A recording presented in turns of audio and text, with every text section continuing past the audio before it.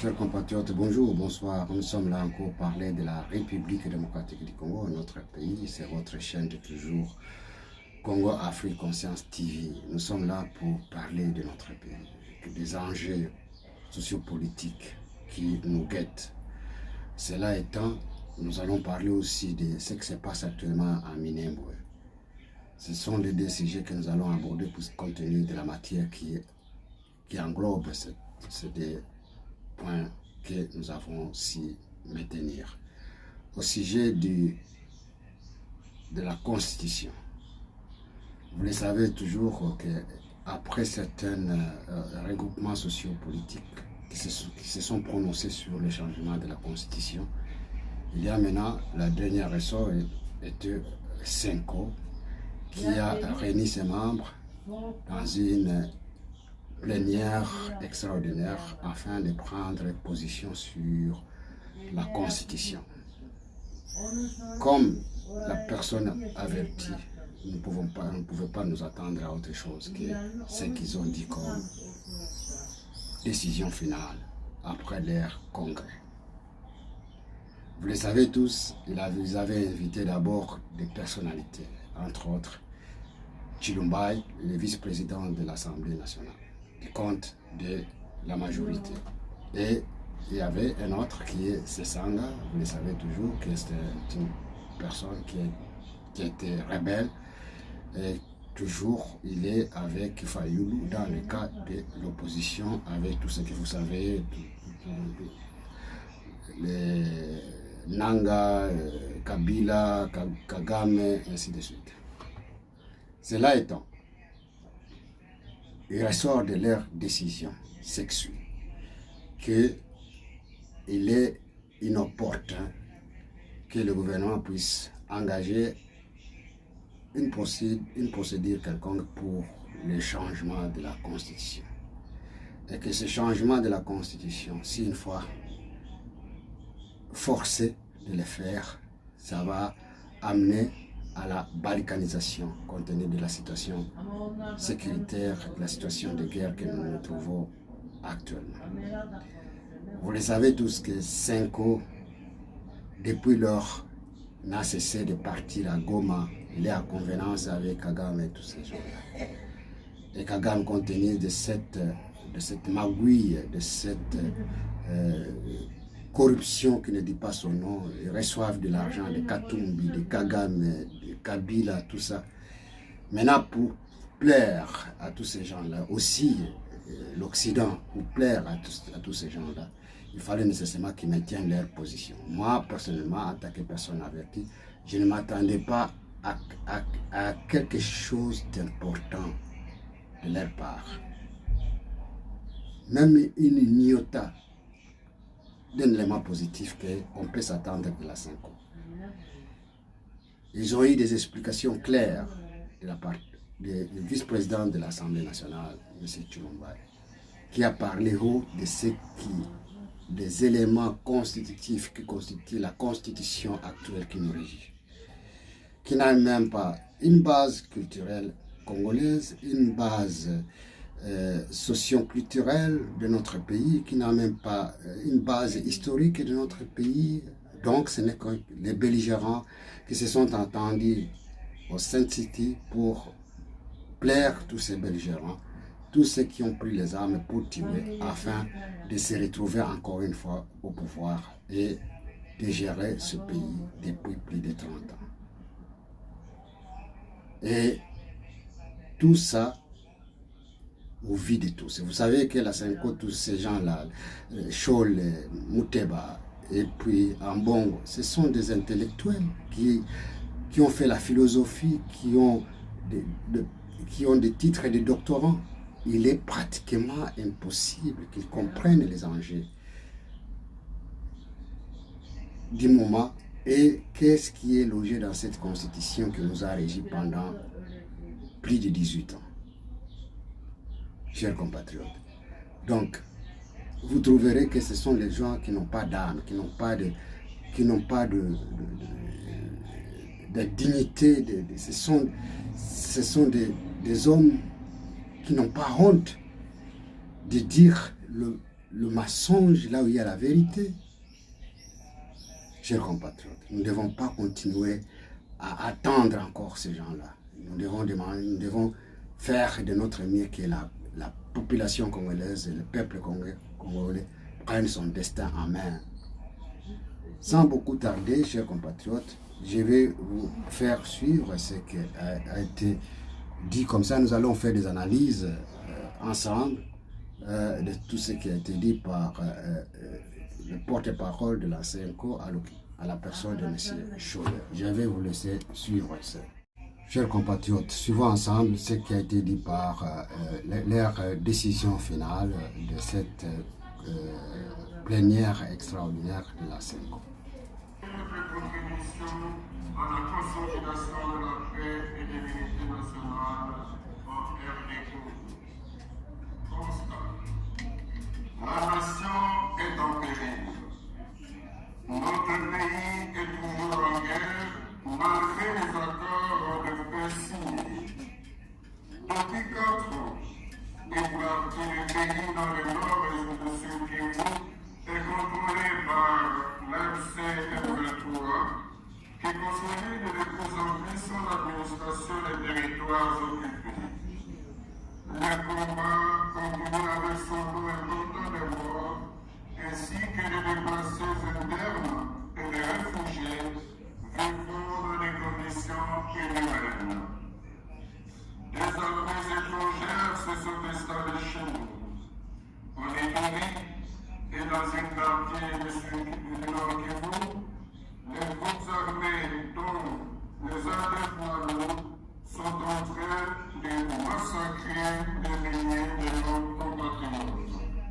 Toujours à l'est du pays, la maladie. Chers compatriotes, parlons-en d'abord de ce qui vient de dire, que la nation est en péril. Oui, justement, la nation est en péril. Ce n'est pas aujourd'hui que la nation est en péril.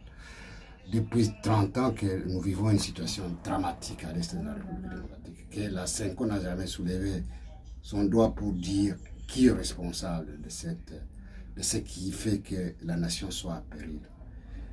Il y a la présence des étrangers à l'est de la République démocratique du Congo. Quels sont ces étrangers? Quelle est l'armée qu'on dise les unités étrangères? Ce n'est que Kagame qui fait venir de partout ailleurs, les Sud-Africains, les Somaliens, ainsi de suite. Les Ougandais pour mettre à mal, pour tuer, pour faire tout ce qui est en République démocratique du Congo. Mais ils ont peur d'indexer, de dire la vérité là où il y a la vérité. Puisqu'ils ont réussi l'argent là-dessus. Puisqu'ils ont été corrompus. Pour dire le mensonge là où il y a la vérité. De ne pas dire ce que se voit, ce que s'écrit. Vous avez le Conseil de sécurité n'a pas mâché le mot pour indexer, pour dire qui est responsable de cette massacre qui sévit à l'est de la République démocratique. Mais le CNCO marginalise cela. Ne dit pas la vérité de ce qui sévit concrètement. Il ignore. Un peuple visible par le truchement de l'Église catholique sont en souffrance. Pendant ces temps, nous observons avec beaucoup d'inquiétude une tension croissante née de la campagne de la majorité au pouvoir en faveur du changement de la Constitution du 18 février 2006. Malheureusement, cette campagne qui mobilise les moyens de l'État se fait dans un climat de terreur contre des voix discordantes au sein même de la majorité, obligée de se taire par peur de représailles. Quant aux manifestations de l'opposition, elles sont violemment réprimées par la police nationale en collaboration avec une milice d'un parti politique dénommé Force du Progrès. Alerte, Certains témoins du changement de la Constitution du 18 février 2006 ne cachent que leur principale motivation, qui est d'offrir un autre cycle de mandat à l'actuel président de la République. Ce qui serait une rupture du pacte républicain qui est un compromis politique historique chèrement acquis après toutes les crises connues dans le pays depuis l'indépendance. En effet, une des conséquences de la loi fixant les conditions d'organisation du référendum, votée sous prétexte de combler un vide juridique, serait de rendre possible un référendum qui permettrait de toucher en violation de l'ordre constitutionnel aux matières intangibles déjà verrouillées par l'article 220. Et pourtant, cet article représente un véritable rempart contre la dictature et la privatisation de l'État. Du danger du changement de la Constitution. Nous pensons, quant à nous, que tout passage en force dans cette direction comporte des risques énormes dans la balkanisation du pays. Dans un contexte où les rivalités politiques revêtent des connotations ethniques et tribales, le déclenchement d'une autre guerre civile est à redouter. Et tout ce qui précède, après un profond discernement, nous ne voyons ni la nécessité, ni l'urgence, ni l'opportunité de changement de la Constitution. La priorité aujourd'hui en RD Congo, c'est la paix, le bien-être social du peuple congolais, l'unité et la cohésion nationale. Aujourd'hui, du nord au sud, de l'est à l'ouest, notre pays fait face à une insécurité généralisée et à une désacralisation sans précédent de la vie humaine. On assiste à une montée vertigineuse de violences physiques et verbales, surtout dans les grandes villes. Cette situation inquiète toute personne soucieuse de l'avenir du pays, car ce sont des jeunes manipulés et incorporés dans les groupes transformés en milices qui sèment la terreur parmi les populations et imposent parfois les taxes indues aux yeux et aux yeux de tout le monde sans être inquiétés. Malgré les dispositions constitutionnelles, proverbe article 190. Si nous ne prenons garde, nous assisterons à des affrontements interurbains ou interethniques que personne ne saura maîtriser. De la maladie à virus Ebola.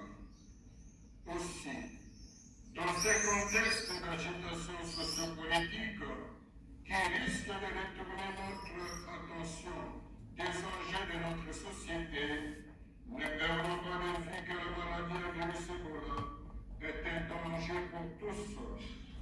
Il est important que chacun se comporte de façon responsable en respectant les gestes barrières.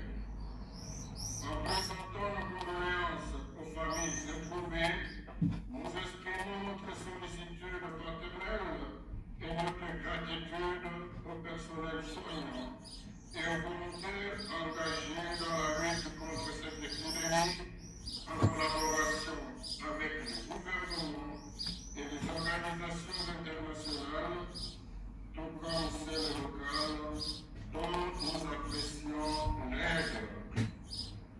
Recommandation.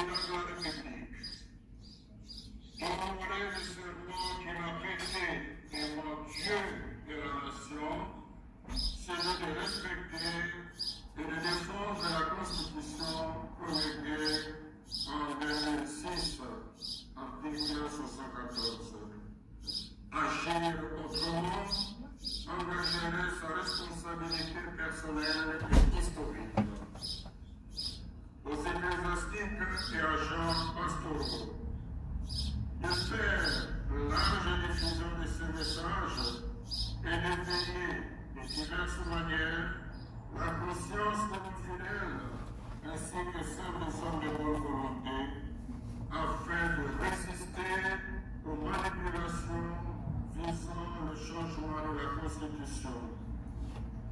Nous nous réservons le droit de revenir à vous pour vous annoncer le moment venu quelques actions concrètes à mener.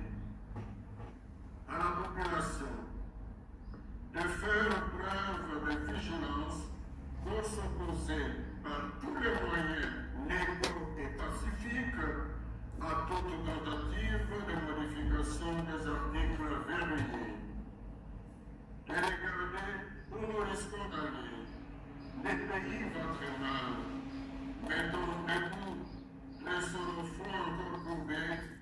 Il est impérieux de nous impliquer nous-mêmes, de prendre notre destin en main, sinon notre avenir sera hypothéqué pour longtemps. À la communauté internationale de respecter et faire respecter la Constitution congolaise, les résolutions et accords signés en faveur de la paix en RD Congo. Conclusion. À la lumière de la lettre encyclique magnifiquement Magnitas du pape Léon XIV, qui nous invite de dépasser de la culture de la puissance à une véritable culture de la négociation, nous nous sommes convaincus que seul le dialogue, dans l'esprit de l'initiative, pacte social pour la paix et le bien-vivre ensemble, en RD Congo et dans la région de Gala, proposé par la Sainte Église de Christ au Congo-CC, permettra de consolider la cohésion nationale et surtout d'organiser les élections dans le respect des délais constitutionnels. Comme nous l'avons dit en 2018, et nous le réaffirmons, le président de la République est élu au suffrage universel direct pour un mandat de 5 ans, renouvelable une seule fois. Il s'ensuit que tout président ayant épuisé le deuxième mandat ne peut plus en briguer un troisième.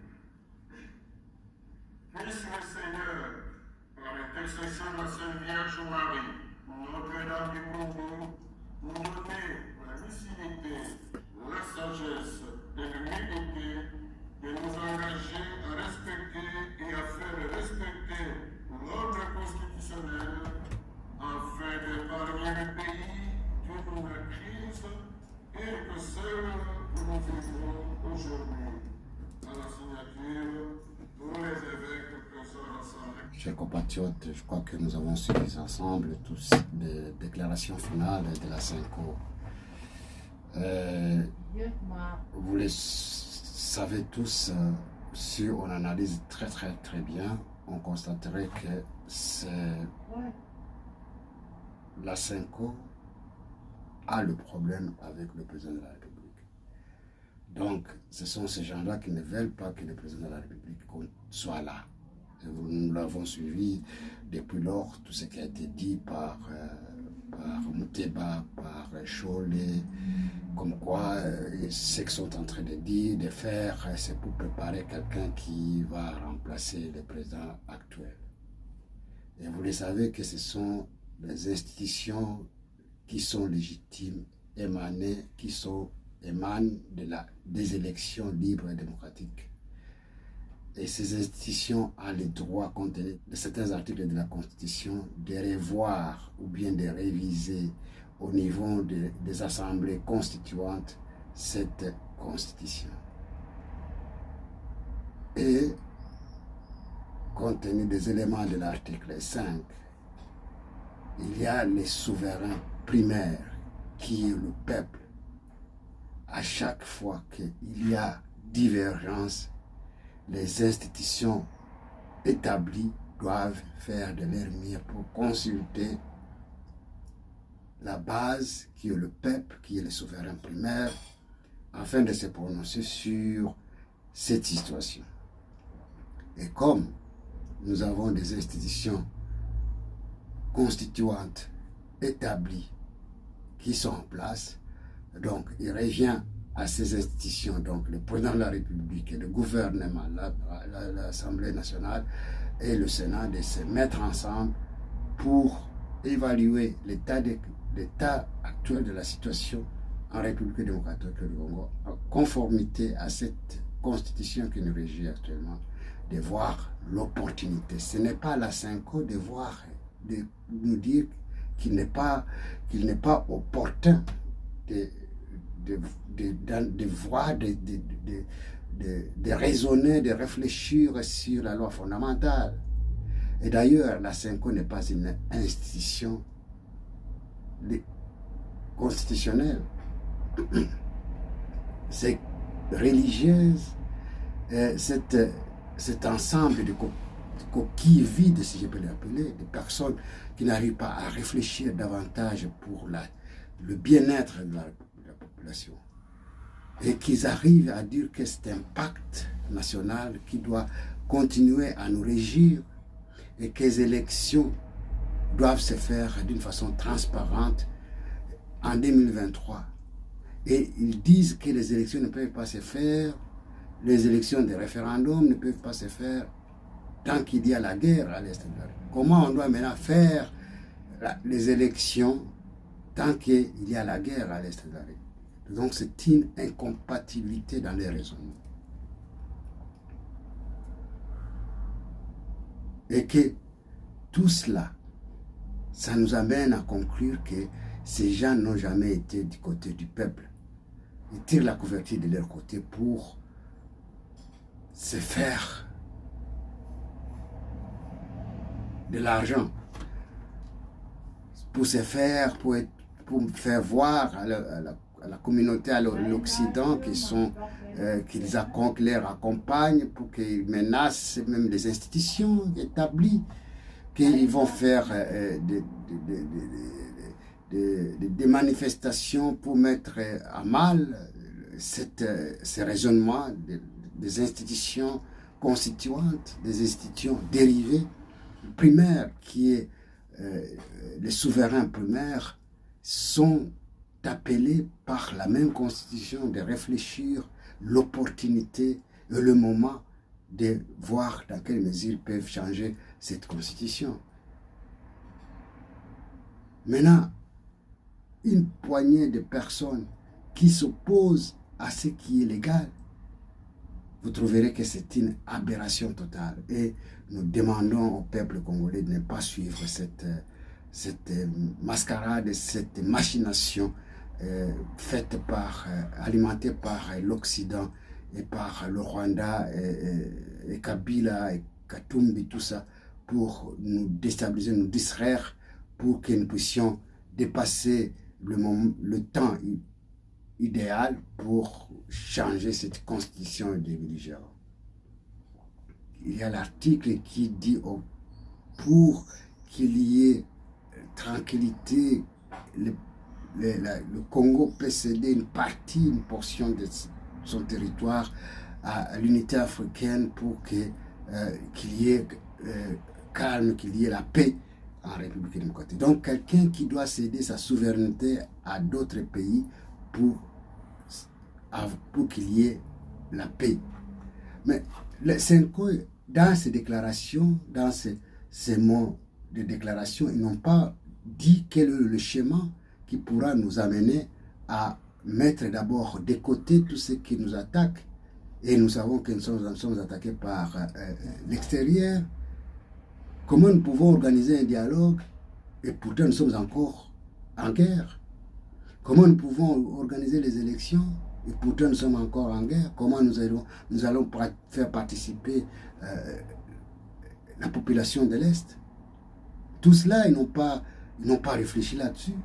Ils ont réfléchi en termes de personne du président de la République, puisqu'ils en veulent au président de la République. Ils oublient ce qui nous réunit tous, qui est le Congo. Quels sont les enjeux actuels qui font que le Congo ne puisse pas démarrer? Qu'est-ce qui font qu'aujourd'hui le Congo est toujours attaqué par par nos ennemis, par l'extérieur, afin de nous mettre toujours à genoux. Ils n'ont même pas dit de tout ce qui se passe à l'Est, combien de morts ont été tués et qui est le responsable de cette tuerie. Le président de la République est là en place, ça fait 7 ans. Ils disent que la guerre a commencé il y a plus de 4 ans. Mais qui a amené cette guerre-là? Hein? Pourquoi ils ont amené cette guerre-là? Pour le pouvoir. Vous n'oublierez pas ce qu'il a dit que les autres, s'ils ont pris des armes, puisqu'ils ne participent pas au partage du gâteau. Comment la Senko, les hommes d'église qui se disent qu'ils sont là pour parler, pour défendre les intérêts nationaux, mais qui arrivent à dire tout cela, et depuis qu'ils sont partis à l'Est, vous vous souviendrez, les tournées à Kigali, à Goma, tous, ils n'ont jamais eu le luxe d'aller voir tous ces déplacés qu'ils ont décrits ici. Tous ces morts, ils n'ont pas allé voir où est-ce qu'on les a enterrés vivants. Mais dans leurs déclarations, ils disent, et indexer, dire qu'ils sont les responsables de tout cela. Vous trouverez que vraiment les gens actuels, ils ont dépassé leur niveau de raisonnement pour se rabattre dans la bassesse, dans le niveau très bas. Et cela, ça s'est dit ouvertement sur la presse, avec la presse nationale et internationale qui cherche à avaler tous ces mensonges. Chers compatriotes, prendre notre destin en main. Nous devons nous organiser pour mettre à mal, pour mettre à chèque à tous ces individus, tous ces individus qui s'organisent pour nous agenouiller davantage. Maintenant, qui est la personne la mieux indiquée qui pourra changer cette constitution-là? S'ils acceptent que la constitution a des lacunes, a ses lacunes, et cette constitution a été conçue pour calmer tous ces belligérants, et vous le savez que cette constitution a été rédigée avec l'apport d'Ouganda, du Rwanda et France et la Belgique et tout l'Occident, afin de nous mettre toujours à genoux, de continuer à nous piller. Et vous le savez que le Rwanda avait la même mise sur tous les niveaux du pays, tout ce qui bouge, le Rwanda avait la main là-dessus. Et ça s'est dit tout haut aujourd'hui.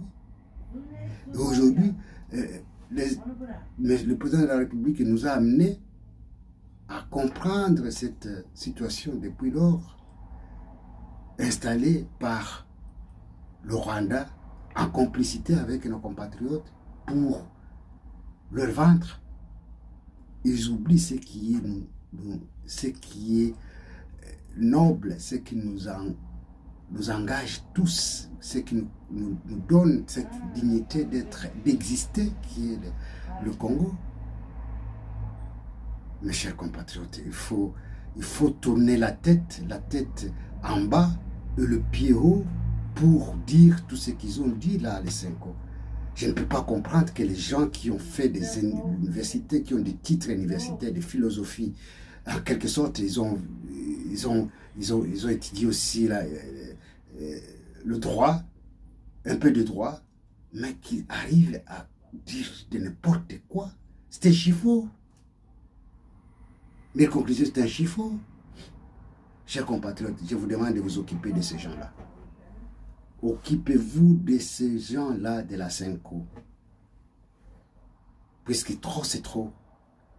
Si vraiment les institutions, la justice et le parquet, tout ce qui est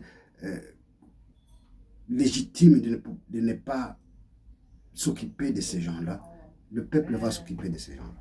Nous ne pouvons pas laisser toujours continuer à laisser le pays entraîner dans une carnage qui ne dit pas son nom.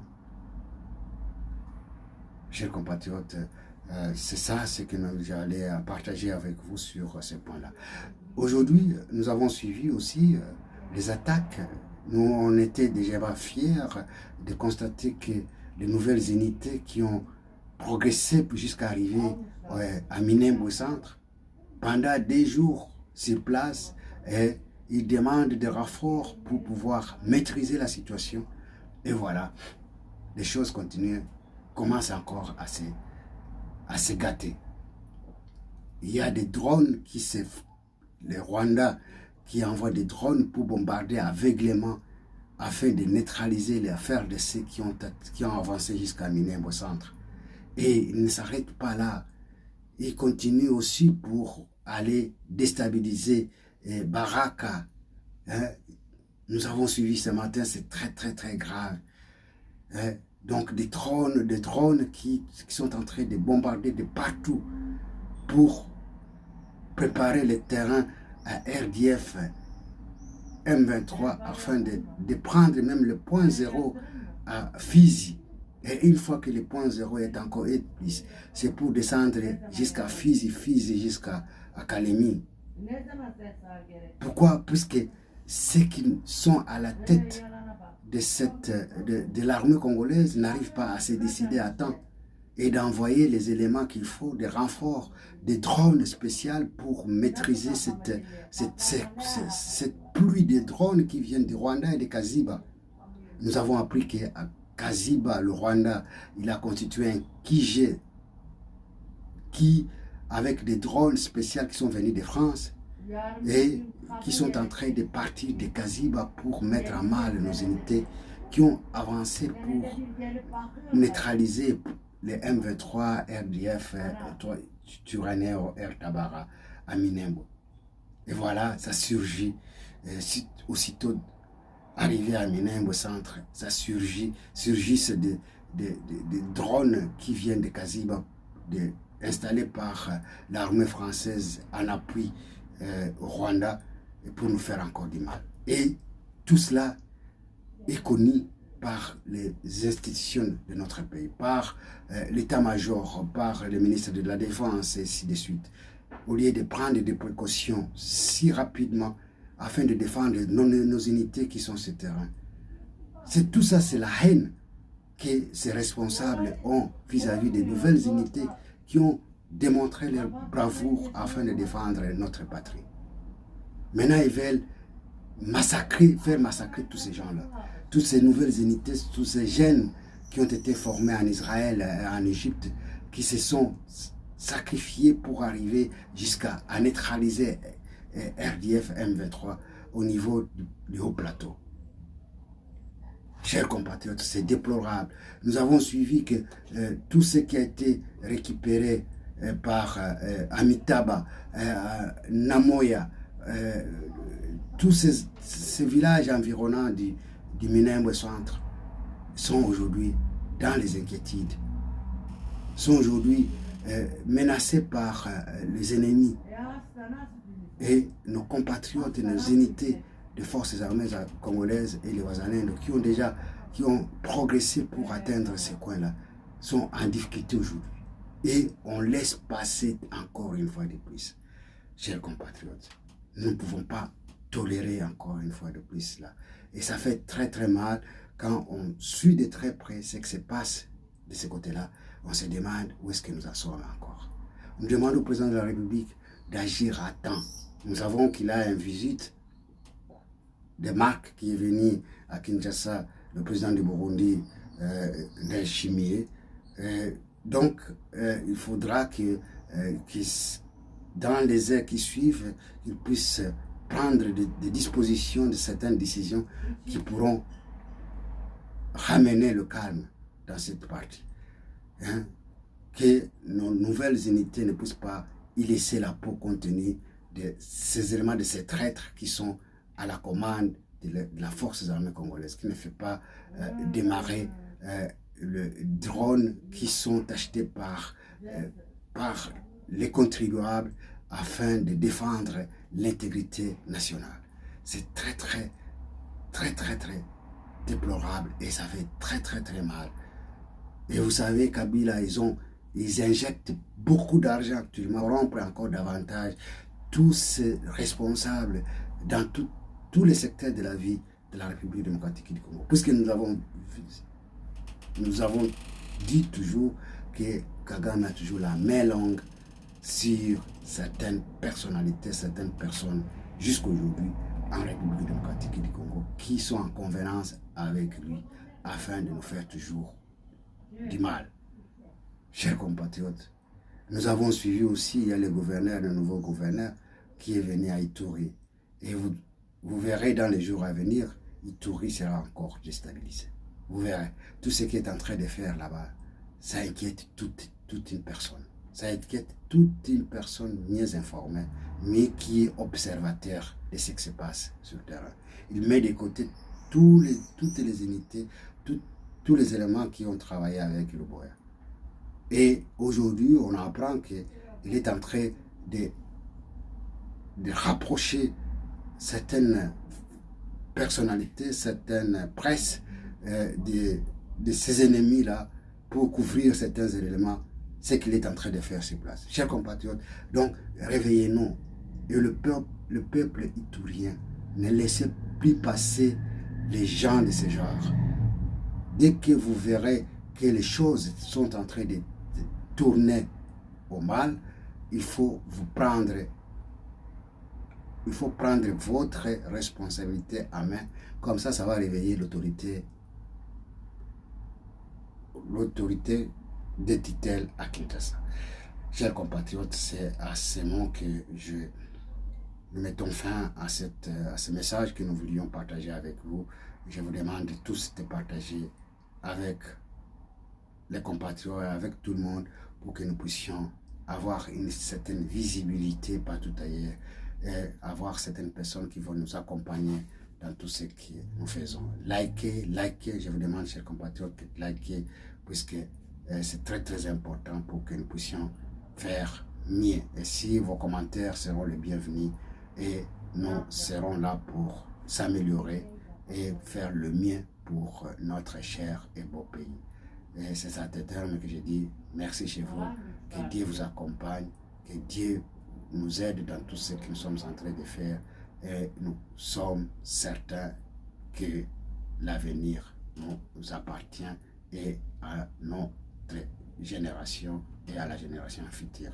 Chers compatriotes, je vous dis merci, au revoir, à la prochaine. Merci beaucoup.